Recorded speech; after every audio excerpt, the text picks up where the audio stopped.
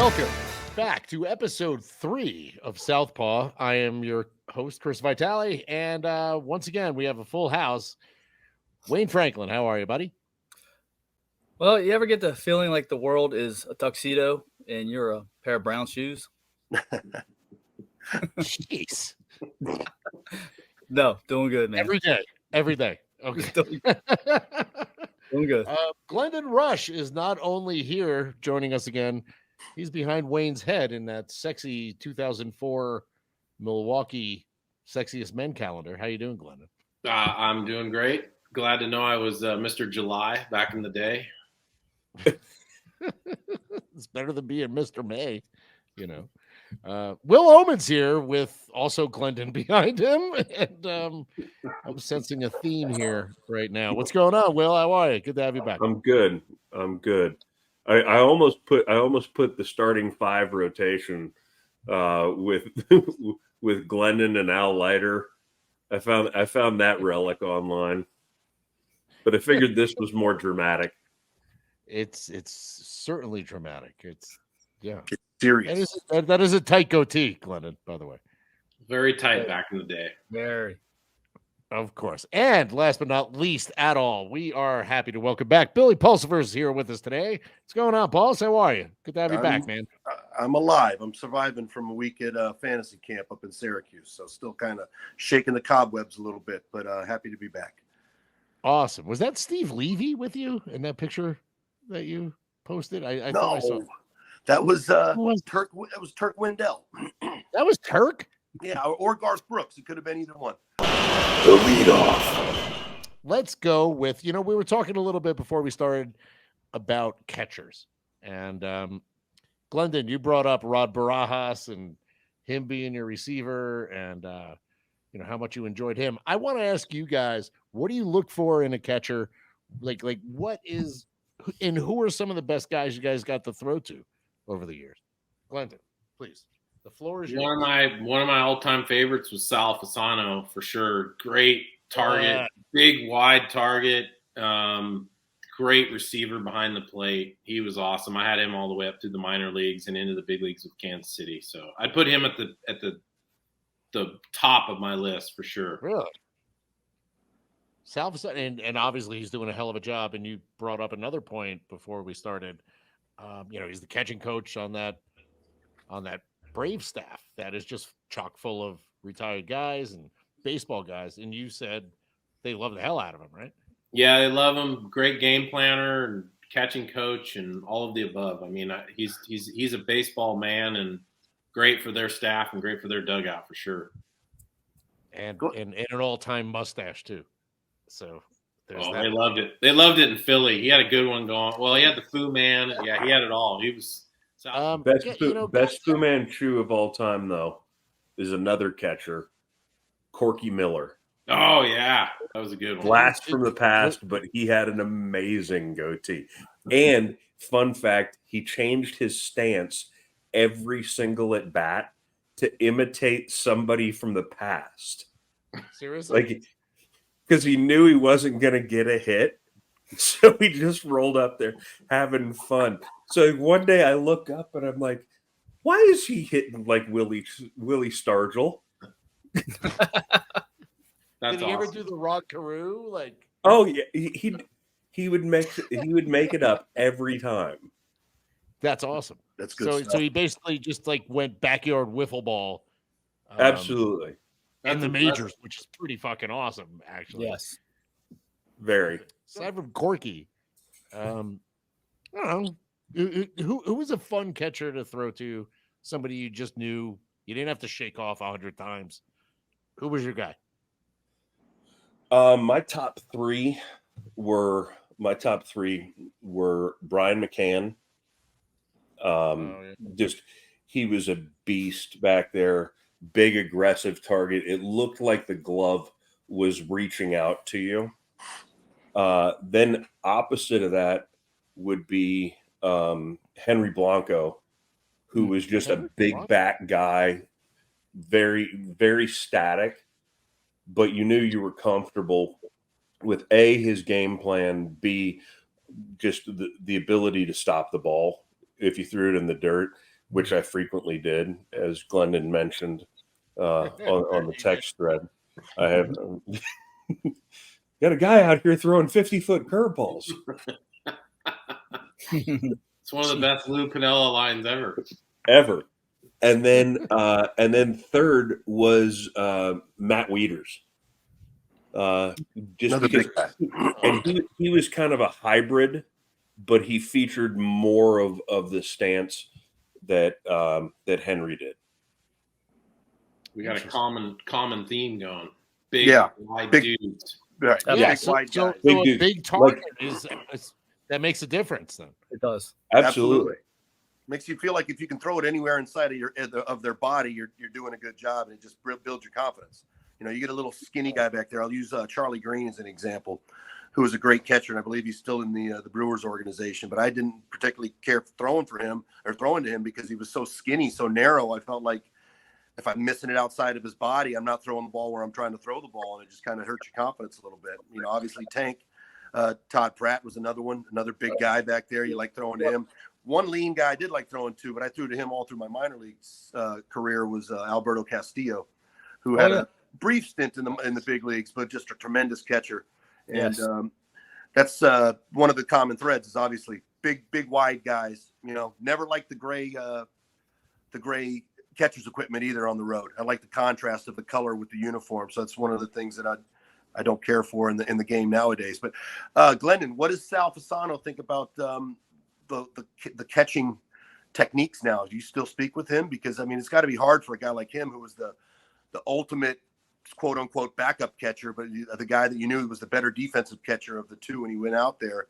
It's got to be strange for him to to be teaching all these things that, and like Will said, the big target, like the target's not even a thing anymore. They show you the glove and they put it on the ground. It's like, I wonder what these older guys that are still in the game, what they feel about the techniques that are used nowadays in catching. That's a great question. Yeah, I talk to Sal somewhat regularly, but I've never asked him that question about catching. Interesting. I will ask him that question, and then we can chat about it episode 4. Yeah, I think that would be interesting to see what the older guys, because Blanco's still in the game too. Another one I threw to him in Venezuela, and same thing. You know, you just felt confident that you weren't going to be able to throw anything by him. You know, they were going to give you a nice, huge target. You get it inside of their body. It makes you feel good that you're throwing the ball where you're trying to. And it's interesting what it's like for these guys that are still in the game, having to coach these new techniques that I always say all the time, man, I would hate pitching nowadays. I feel like you just got to throw it where you think it's going to be. You know, it's a hand-eye coordination sport, but they damn sure don't give a target anymore. I don't understand it. I don't understand it. That's true. Well, Wayne and I were talking about another guy earlier that we both had in Milwaukee that's on that Brave staff too, is Eddie Perez. Yeah, there you go. Another one. Very similar to Henry Blanco. Same thing, you know, big bodied dude. Yeah. Can't throw the ball by him. Nice soft hands. All the puts down the right fingers, makes everything look good for you. Always knows the right thing to say when they come out to the mound. You know, those sometimes the backup guys were the better guys, you know, better guys to pitch to. Yeah. Yeah, I always felt like the backup guys took more pride in their defensive side because they only caught once a week, right? So they weren't gassed back there. Yeah, yep. It was almost a gift, and you know, just you run down the line, and they're also great guys. Like from top to bottom, I always noticed that on a 25-man roster, that guy was easily one of the most popular guys on the team just because of the levity they would bring for, you know, just sitting in the dugout. They make great coaches too, you know, those guys. They pay attention, pay a lot of attention. Absolutely right, Bill. They absolutely do. We've definitely. You brought up, I'm sorry, Wayne, you brought up Paul Bacco as well before. Yes. Outstanding. You threw to him too as well. And outstanding game caller. I mean, I don't even know if I may have shaken him off once or twice in the games he caught me. I thought he was great at game calling, and you get such a rhythm with him that the flow of the game just was great. And it is so great to have a guy like that. And also Bill mentioned Alberto Castillo, and I played with him in winter ball. Man, I don't know how he didn't get more time in the big league. He was so good.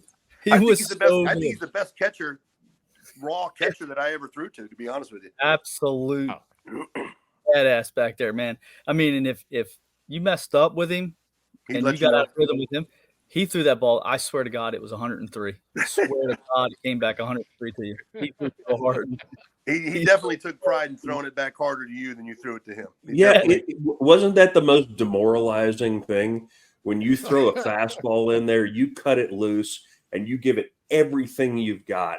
And ball or strike, the guy throws it back to you, and you're like, damn it, that was harder than I threw it. He It was should like, my hand hurts now. This is brutal. Happened a lot. Oh, yeah. Oh, So all it's of us. funny.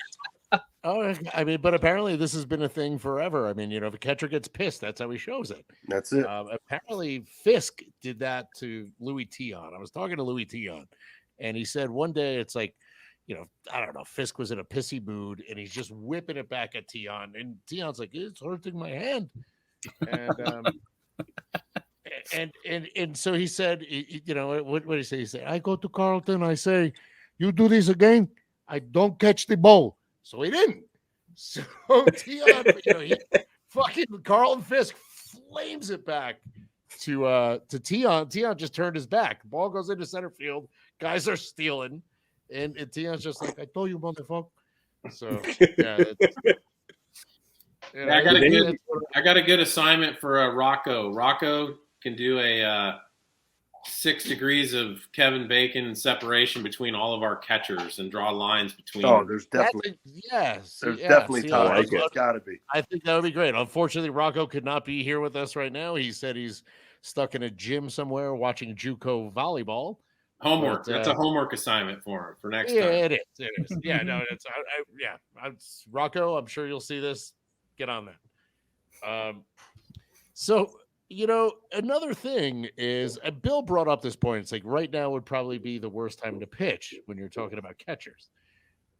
Is that because of the one knee thing, or the fact that evidently nothing is called a passed ball anymore? Everything's just a wild pitch, so that's on you, which I don't understand whatsoever. But I'd like to go into a little more detail about that. Bill, go ahead. Yeah. Well, I think it's a multitude of things, to be honest with you. I think the amount of movement that goes on between, and I'm in New York, so I'm watching the Mets play quite a bit. Alvarez is going from his left knee to his right knee with his glove on the ground to just nonstop movement. It used to be so subtle, and you try to be a little quiet back there to try to sneak around back there. And then with the whole target thing, I mean, you see the glove initially. Then as soon as they put the glove up, the glove goes down to the ground. And I watched the Yankees game the other night, and 3 balls got thrown by Higashioka at 96 or 97 miles an hour, got thrown by him just by his head. Well, he knew a fastball was coming, and I guess he expected that the relief pitcher, who's a relief pitcher for a reason, was going to be able to throw it right to where he thought he was going to throw it, and he didn't. And he threw the ball high 3 times, and the ball goes all the way back to the backstop, and it's a wild pitch. Well, I don't think you can steal strikes when they're missing by 2 feet. And the most important thing is it's the name of the position, and that's catcher. You got to catch the ball. So for me, it's the movement around, moving around too much. Obviously not a huge fan of the way that the one knee looks just in eyes, for your eyes. And obviously the guys that are coming up to the next 10, 15 years or whatever. Well, actually, when they get the robot umpires, I guess they can stop doing the steal and strike things from one knee. So maybe they'll go back to catching. But just between the movement and the lack of a target, it's a hand-eye coordination sport. We throw to what we see. And if we don't have something to look at or see, I mean, I remember looking back and saying, you know what, I'm going to throw it at the tassels of his thumb, of his glove, not just throwing it to the glove. It's a lot more fine than that. And to not even have a target anymore and expect guys to be, pinpoint accurate. I think that's part of the reason why fastball command's probably a little down, even though the fastball velocity is up. Guys don't have anything to throw to anymore. You're just throwing to a big blob up there between the umpire, the catcher, and the backstop and all that, where with the target and that, you have something to focus on, whether it be, I can think about a tassel hanging off of a knee, a shin guard or something like that, where I'm maybe not be throwing it to the glove this time, but just the lack of glove and the movement around, the moving around all the time, to me. And look, I'm obviously not involved in the game for a reason, but I don't think I would enjoy pitching to the catchers nowadays. And I have a hard time believing that the guys that are the catching guys that were big leaguers for 10, 15 years behind closed doors will tell you that this is we're heading in the right direction. I believe that. Can I piggyback that? I was just going to say, Will, I'm curious as to your thoughts on that. Just very simple. When I teach kids, whether it's been my own son or whether it's been a pro guy, aim small, miss small. Yeah, absolutely. I use the same thing. American sniper, aim small, miss small. And so when guys started putting their glove on the ground to come up and steal the strike, I think the Dodgers organization was the first one who really started that trend. What I did when I was still coaching was I actually put dots on the guy, on the catcher, for locations that I wanted him to go, because they were teaching stuff and they were moving a ton. Like I had a problem with one catcher who will remain unnamed because I don't want to bury anybody, but like literally I had to go ask the pitching coach. I'm like, can you get this guy to stay in the same spot? I don't care if they know where it's going, because the only thing I can guarantee that a pitcher will do is miss his spot. I agree. Pitchers miss. That's simple. And so these guys with all this movement and whatever, I just tried to hijack it and just go, hey, you got a dot here, you got a dot here, there's one on each knee. And then, when they wanted to elevate, I actually put one on the top of the helmet. So the guy could call for it and he'd actually have something to look for. Because when you're always aiming high, in this new elevated pitch count, the use of the elevated fastball. Yeah. When you try to throw high, you airmail because there's no target up there. There's nothing to see. There's nothing to do. So I'd put a little white dot right there and I go, if you crouch down, and I tested it, I crouched him down and said, that's above the belt to the hitter. I was like, and if we're going that high, he's gonna push it even higher. But there's a small margin for error there as well, where you're not airmailing the stuff. And to Bill's point, I remember Gary Sanchez one time, he was all low, had his glove on the ground, and balls getting airmailed over him left and right. And you've seen that, Chris. But the problem is nobody understands that the high fastball is the hardest pitch to catch. Oh no, it's miserable. I mean, I've never tried to catch one, that's coming in at 101. I've just never had right. But if you're expecting it low, and the guy goes up there, no chance. Whatever happened to just turning the glove? Remember, when we played, they just turned the glove down and then turned the glove back up. Right. And before that, it was Gary Carter who just sat there with the pancake, sitting straight up and down and never even moved his glove. Just didn't move. Yeah. I would have loved to throw to Gary Carter, just a beautiful, huge freaking target, And then it turned into the glove down, glove up, go. Now it's all the way down to the ground, and these guys are throwing a million miles an hour. Like, of course they're going to throw it by you if they miss, and we miss. We're not robots. We're going to miss. We're going to throw it right by you. And and another thing is, it's like I mean, as far as catchers are concerned, not everybody's Tony Pena. You can't exactly sit down there on one knee and doing that. I mean, like, Pena was an incredible athlete. Alberto Castillo was close to what I would say he could catch I didn't know that. I've never heard that. Not everybody can do that. He learned from Tony. He did. He learned from Tony Pena, exactly. Well, okay. I didn't know that. That's actually, and again, another very flexible lower half. Somebody that can do these kinds of things. But you would never see Tony Pena with a runner on third in the tying run or the winning run on third doing his sitting on his butt and his leg out. And now you would never. He's doing anything in his power to block anything that bounces or anything. I mean, he was Tony Pena. Right.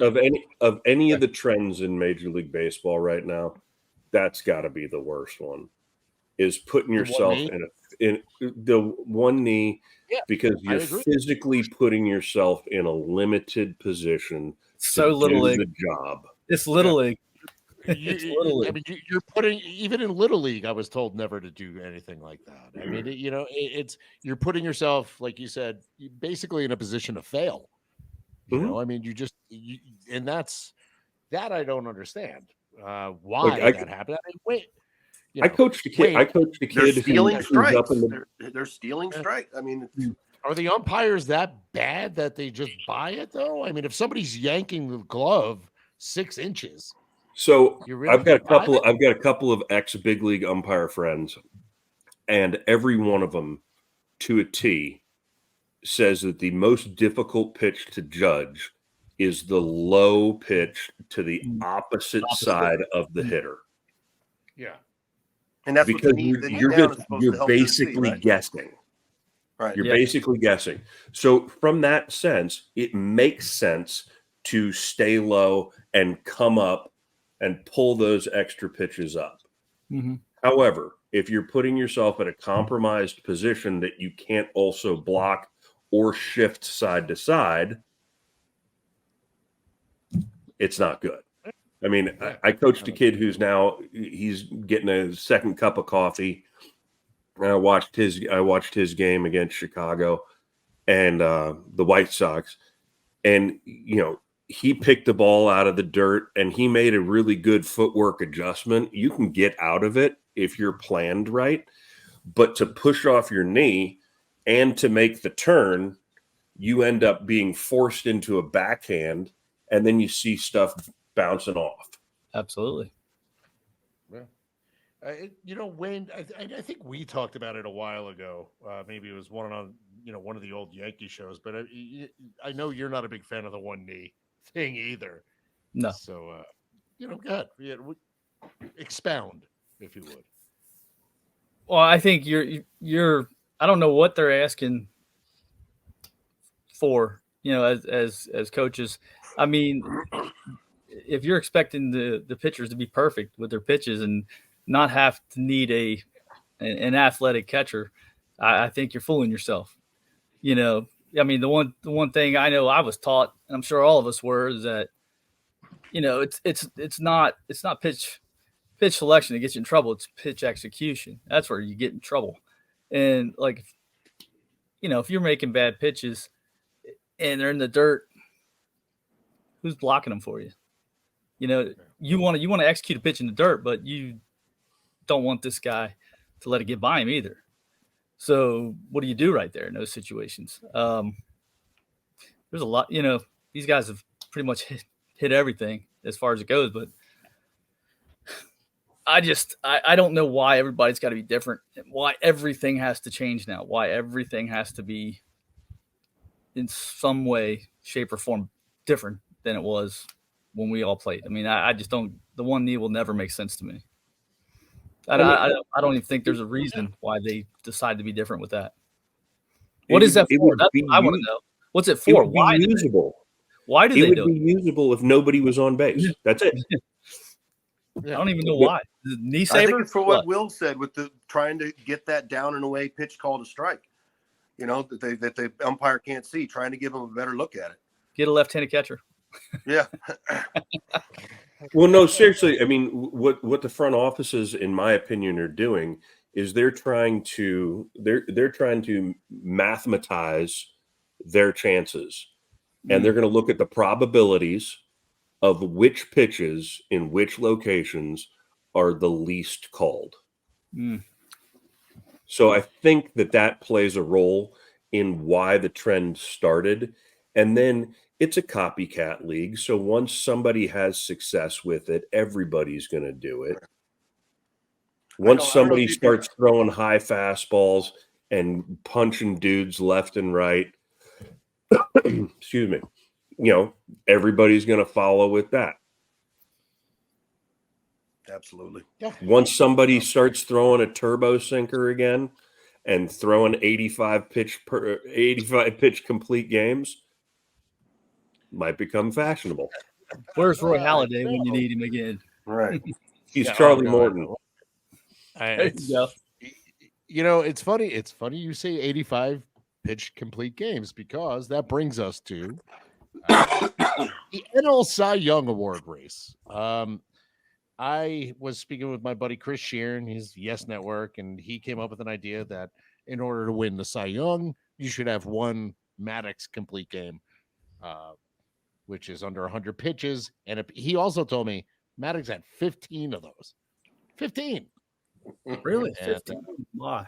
15. He was all right. I mean, I hated kinda those nuts, games. but- I hated those games because we'd sit and me Why? and Glenn You would didn't have sit to in the do bullpen. anything. He and I would sit in the bullpen, and I'm like, dude, I want to get in as many games as possible. You know, I'm planning for 3 hours, and all of a sudden it's 2, and we're walking off the field. I haven't done squat. I haven't even warmed up.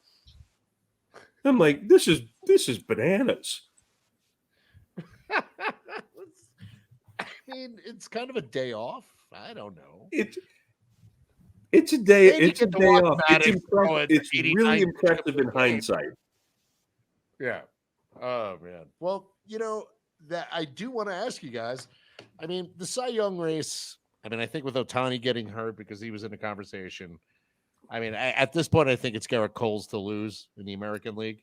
I don't know if you guys agree. I agree. Agreed. Agreed. I mean, I think he's just kind of the consensus. It's his to lose. He's having a hell of a year, and I'm happy for him. I do think they're protecting him, though. I don't know. I don't think you think. Yeah. Every time that one more run gets a chance to get out there, they get him out, man. They get him out of there quick. And I'm like, that's your ace. Ride. But, They don't want him to lose. you're gonna bring- They don't want him to lose. Wait, you're going to bring. Yeah, if he gets a runner on, though, it's an inherited runner. So you trust Tommy Canley to come in and get that guy That's out? what they're doing. Like I'd rather Cole gets stays close in to there that. and just as soon as he gets finishes close the to giving job. up that extra run, they take him out. Yeah. I hate That's what they're playing for at this point, right? that guy's Cy Young Award. forced, good man. energy. I think so. I mean, hey, listen. I mean, we could talk. I mean, we could talk about the kids that the Yankees brought up, and we can get into September call-ups, and I would love to. And we can after this. But Example why? I can tell you. the Yankees are actually. I mean, as a Yankee fan, the Yankees are finally fun to watch for the first time the entire year. I mean, they really are. Bringing up Dominguez and The new Wells. blood. Yeah, it's nice. It's nice to see kids that want to play baseball. Instead of and I have no ill will towards a Jake Bowers of the world or Billy McKinney, but that doesn't instill a lot of confidence in you. When you're talking about trying to win baseball games. However, so since we agree on Cole, what are your thoughts on the National League Cy Young? You got Justin Steele coming in, making a case for himself, going against Blake Snell. You got some lefty action there too. I'm curious to hear your thoughts. Let's start with Glendon. I feel like you haven't said anything in a minute. Well, I was a little bit shocked when I looked at the comparisons of the three with Strider in there because I feel like everyone mailed it in July that Strider was the NL Cy Young, and if you look at these other guys' numbers, Steele and Snell are really close, and I think both. Oh, I was going to say both probably maybe a run or 3/4 of a run lower ERA than Strider, but Strider has a boatload of punch outs, which everybody loves. So I think it'll be interesting to see. But if you were going to go off of the Cy Young / MVP, most important to their team, I got to give that to, you give that to Strider and Steele. And you could probably argue that Steele is, I mean, he's been awesome for the Cubs. He really has. Those are legit, man. They are really are. Yeah, he's been amazing. And and a late push. I mean, I really think he could actually win the thing. I mean, yeah, they're now in I think they have maybe a 3 or 4 game lead in the last wild card spot. So they're pushing themselves into a pretty good position, and they're catching up to Milwaukee. I think they're only a couple behind them now. And that speaks volumes for what he's doing. Yeah. Well, the rest of you guys. I mean, what do you think about that race? I mean, do you think Steele has a legit shot here? Of course. Yeah, absolutely. I mean, the numbers say it.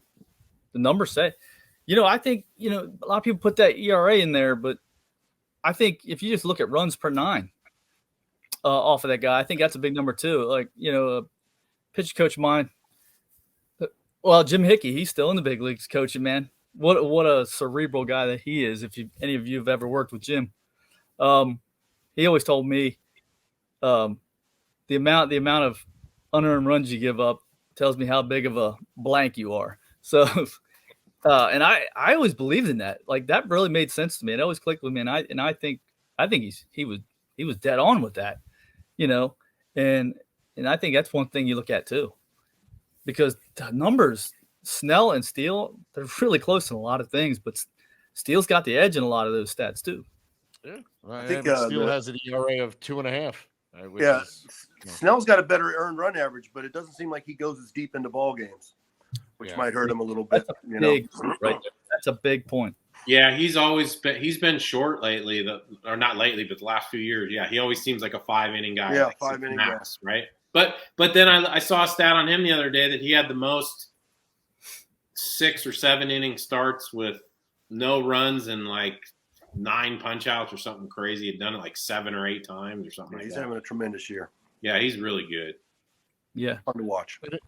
Yeah, and again, it's funny. We were talking about this earlier before we started. That all of a sudden, Gary Sanchez is his catcher. big target.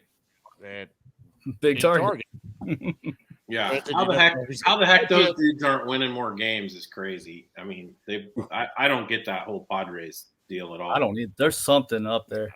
Yeah, maybe too many cooks in the kitchen. Cooks, probably. Yeah, too many captains. Too many Chiefs, not enough Indians. Yeah, you go off the. I love that. Did you guys watch Hard Knocks?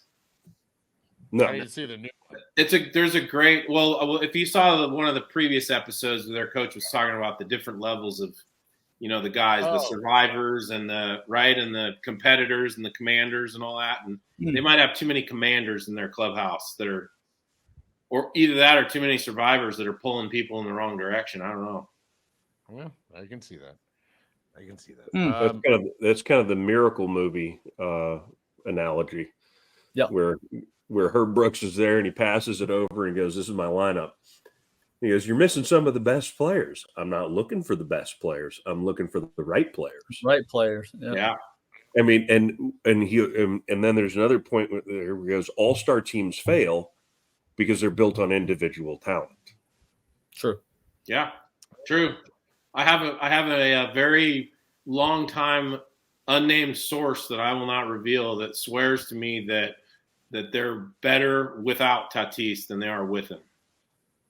And that's not it's not indicative of what kind of kid he is or anything like that, but just he just feels like they play better with when he's not there, but who knows? They have him for another 12 years locked up, so they're going to have to figure that one out.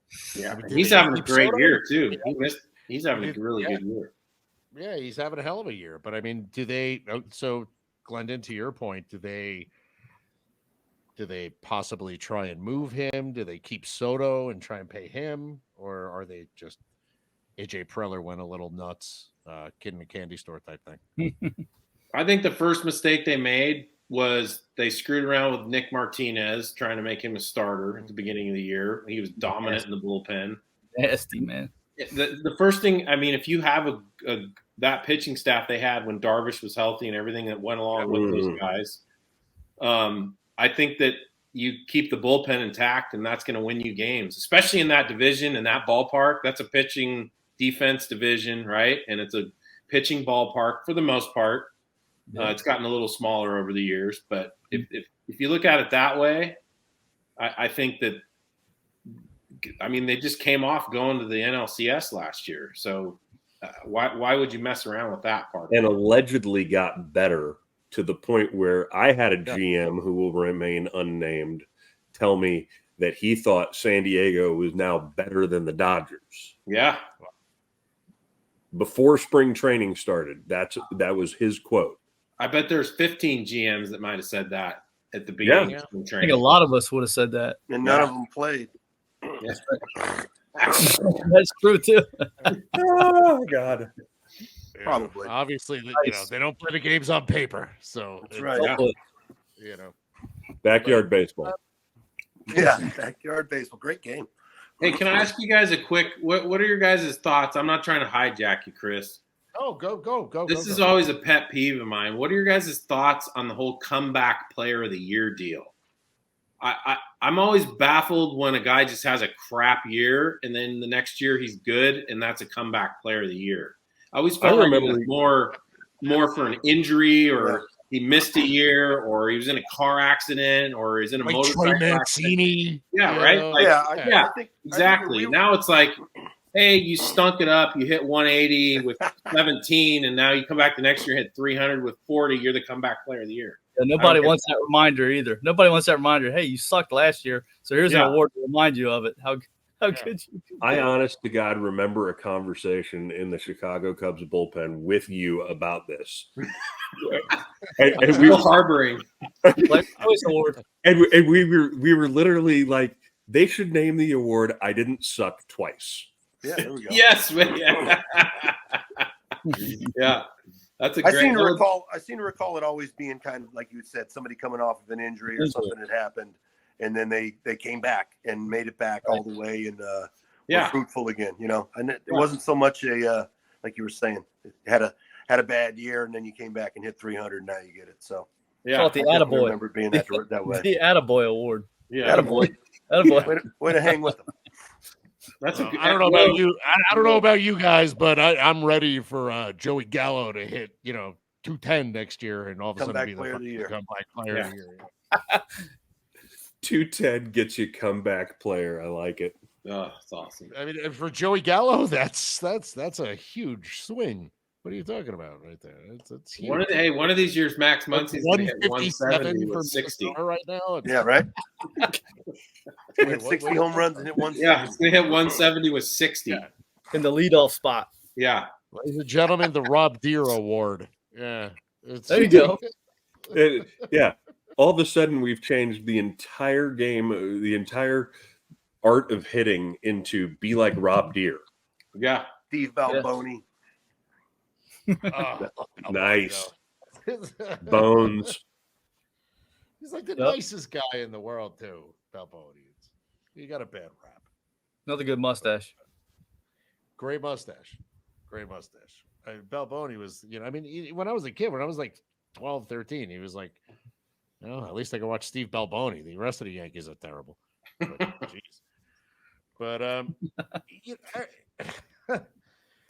what? You know what? Why not? Let's talk about that. Let's talk about, Joey Gallo, Steve Balboni, Dave Kingman, Rob Deere. This is these guys are making $13 million a year right now. Joey Gallo's making $13 million a year to do that. Have you ever seen anything like that, Wayne? No. Yeah, Jesse James doing train robberies. That's about the closest thing I can think of. God bless him, though, man. Hey, if he can get in there, and showing up to work. God bless him. Joey Gallo was the first player to ever hit 100 home runs before he hit 100 singles. That's hard to do. Yep, first player to ever do it. Yeah, and he still only has 3 sack flies in his career. 3. Mm-hmm. So for some of the analytic numbers will say that they're better. He's better than some of the other guys out there that have higher. I'm telling you, yeah, I know. I've seen that. I've seen it. Some of them will say Joey Gallo's a better player than player X, Y, or whatever it may be. We would be scratching our heads saying that can't be true. Definitely can't be true. More valuable than Rod Carew or something like that. Yeah, sure. Yeah, I would say the guy. Whatever happened to hitting is contagious. Like as a pitcher, and you're standing out there, and you give up a leadoff double and a bloop single, and then a single up the middle, and then like hitting is contagious. Like they've totally thrown that completely out of where it kills a pitcher. The more traffic that's on base, a lot of times the more bad pitches we throw. We're stressed out. We're 30 pitches into an inning. Instead of trying to do it all in 5 pitches and you hit 3 home runs and hit into a double play somehow and the inning's over, like give him a chance to get hot. You give him a chance to get a second win. Hitting is contagious. That is a thing. It's definitely a thing. It is. Yeah, you never want to fight at the bat rack when you're standing on the everybody's lining up at the bat rack. Just people crawling over each other, just going, "Let me out there." That's all shark. They're all sharks smelling blood in the water, man. They are. Absolutely. But I mean, to compound it with the pitch clock, you have only a couple seconds. If you're 30, 35 pitches into an inning, and all of a sudden you only have 15 seconds to throw that damn pitch, that can't be good. You got to be No, gassed. you're You gotta be gassed. gassed.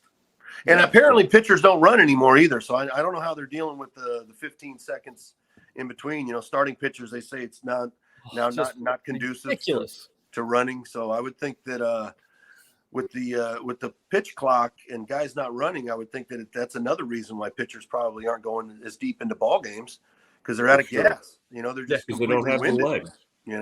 It doesn't seem like throwing a baseball is such a cardiovascular exercise, but it definitely is, especially when you're putting the amount of effort that these guys are putting into throwing the ball. The wind-ups, the everything. No wonder they're out of gas come the. I mean, like I said, I'm in New York. I'm watching the Mets. Man, how many 5 1/3 outings? 5 1/3. We used to have to go hide our faces, coming through. If you were a 5 and dive guy, you didn't want to even brag. You didn't want to brag about that you got. Yeah, 5 and dive used to be a derogatory statement. Yeah, that was derogatory. Yeah. You didn't want to be called crafty or a 5 and dive guy. One or the other. You didn't want to hear that. Yeah, that hurt your feelings. It did. Now one of the propeller heads comes down and pats you on the back. Yeah, you did a great you used job. to wear high leverage relievers that night. Propeller heads. That's funny. That's a Will Ohman special. He loves the propeller head.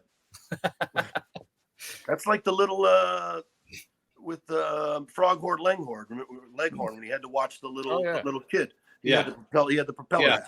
That's right. And he figured everything out through the book. He learned how to play football, learned how to box, all that. Hey, by the way, to go back to the dudes hitting low with Sock, with all the homers or whatever, that I think that's also the reason. How many times do we see two guys in somebody's lineup that drive in 100 runs anymore? We don't, because nobody gets on base. Right. No, That's true. There's we're talking about Acuna being an MVP. He's got 85 RBIs. Yeah. No. I remember Bernard Gilkey in '96 had 135 RBIs and wasn't even thought about in the MVP race. Okay, Unit, you're going to love this. You're going to love this. Based on that statement alone. Man, hats off. Here we go. Okay, hats off. I mean this shit. So, is the problem that nobody's hitting 100 runs anymore? Because Adam Dunn was not a contact guy. Not at all. Yeah. And he would drop 100 walk, 100 RBI seasons like it was just free candy given out at a piñata. Yep. He had a knack. He had a knack for it. He knew how to do it. Yeah. I mean, that is a pro hitter. Like, he had a hole in his swing for sure. Absolutely. But he knew that, and Ryan Ludwig told me this one time. He goes, I'm looking for 50 perfect swings. That's what I want. I want 50 perfect swings. And then I'm set. And in the process of trying to be that perfect, you get other hits.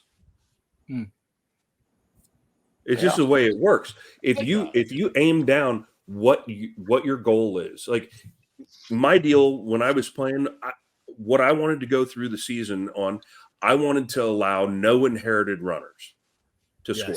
Yeah. That was my entire goal. Anything that happened to me afterwards, like you said, Chris, I leave inherited runners, or maybe it was you, Wayne, I'm a schmo, because those guys score and they, run rabbit, run around. Mm-hmm. But my goal was to help the pitcher before me. Absolutely. Okay. And because of that, I delved in and did my study and figured out, okay, with two pitches that aren't that great, how do I accomplish this? Trust the guy behind you. Yeah. Oh, man, my last year was rough. There was a lot of track meets behind me.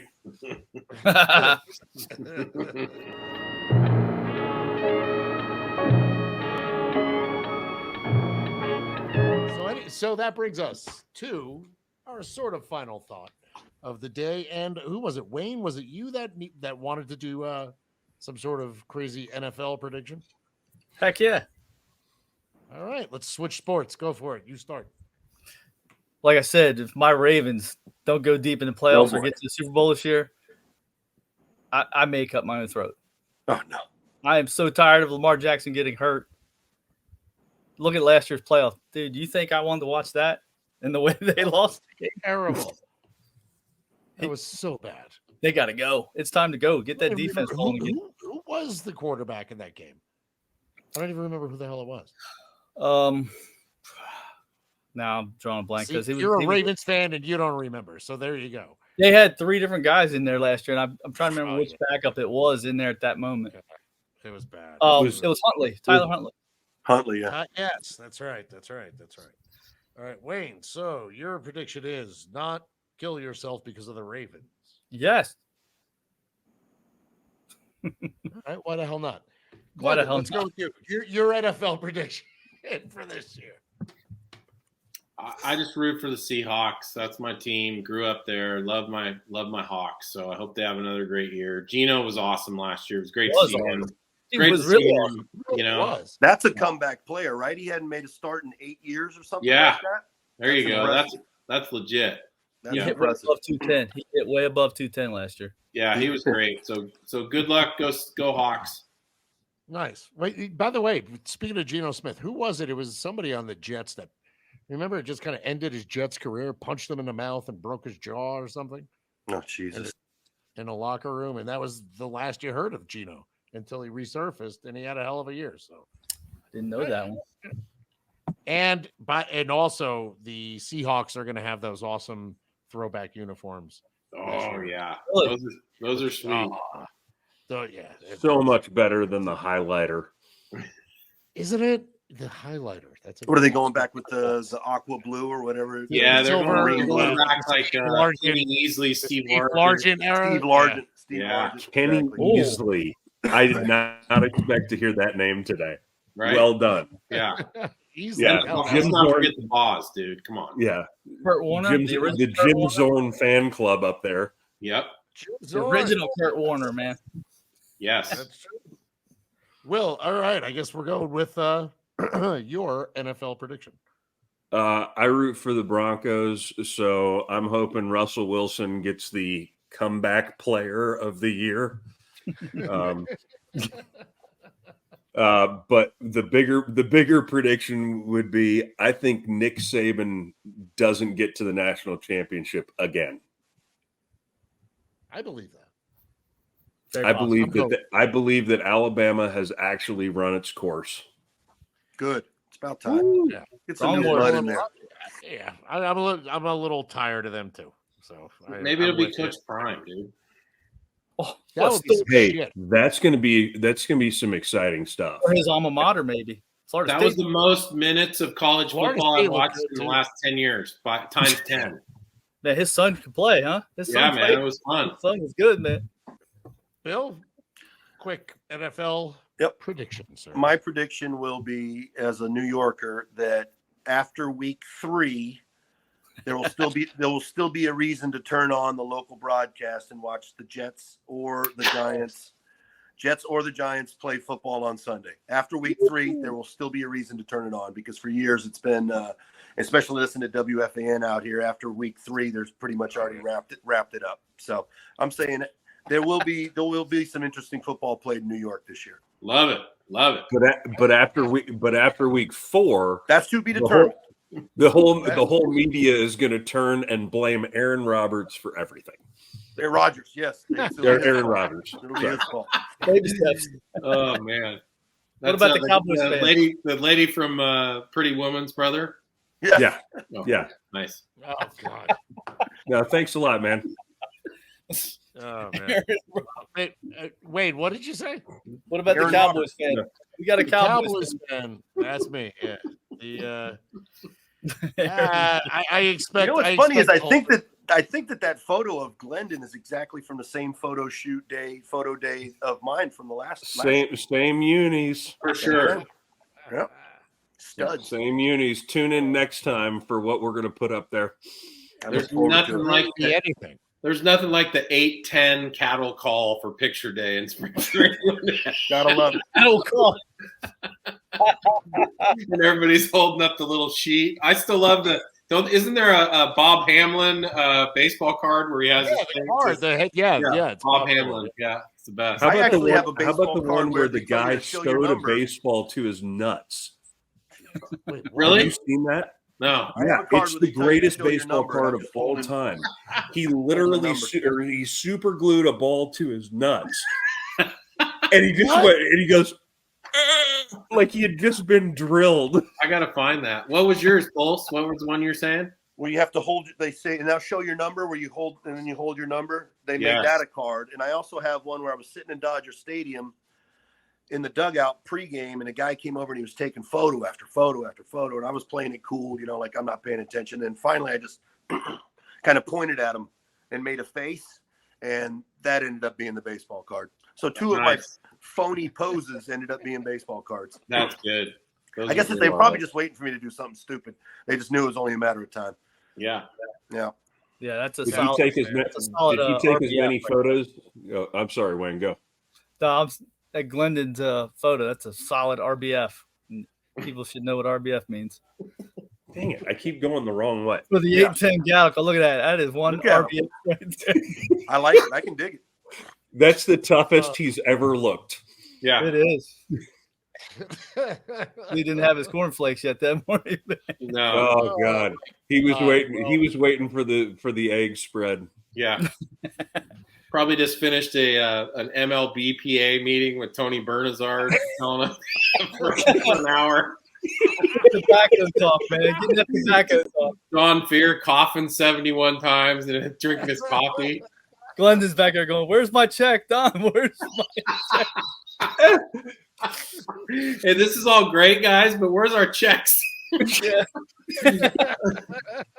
Hey, do you remember when Julian Tavares was asking about the checks in that meeting? No.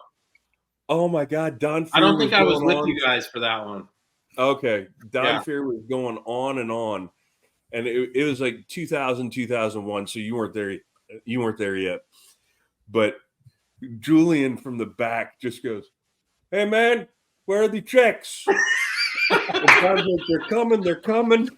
And he goes, "That's a lot of rice and beans, man." Oh my God, that's great. I mean, I still laugh so hard to this day. And Pulse, this was the camp you were in, because remember Richie Rodriguez was with us, left-handed pitcher. Yep. And Tony Bernazard's in there, and he starts telling us about what was going to be the World Cup, right? Oh my God! And he basically says, "We're getting ready. We're working on a wool cap competition." And then Richie Rodriguez looks at me and goes, "Wool cap competition? What the hell is that?" And it was, I mean, that joke went on it still goes on today. It's so good. Every time the WBC comes on, I ask Glendon if he's watching the wool cap. The wool cap. Watching the wool cap. Wool cap competition. Yes, wool cap competition. Love you, Tony, wherever you are. Oh, that's too good. That's too funny, gentlemen. I think that's a good note to end on. So listen, I want to thank Wayne, Glendon, Will, Bill. Always a damn pleasure. And I know we could sit here for days and do this, but we'll save some for next time. I'm Chris Vitali. This has been Southpaw, and I'm on the inside. I'm really laughing, Glendon, about the wool cap. It's amazing. Hey, that's a ball line shirt. That's a ball line shirt. I know it's very hard for me not to laugh right now. I almost the wool cap competition. Just make it it's a six shirt limited edition. Us five in Rockdale are the only people who get it. Or maybe send Tony Bernazard one if we can find his address. Yeah, well, it's. Do you think he would get it? Guerrilla marketing. That's what we're doing. Do you think he would? Do you think he would get it? That's a great question. That is good. Cut.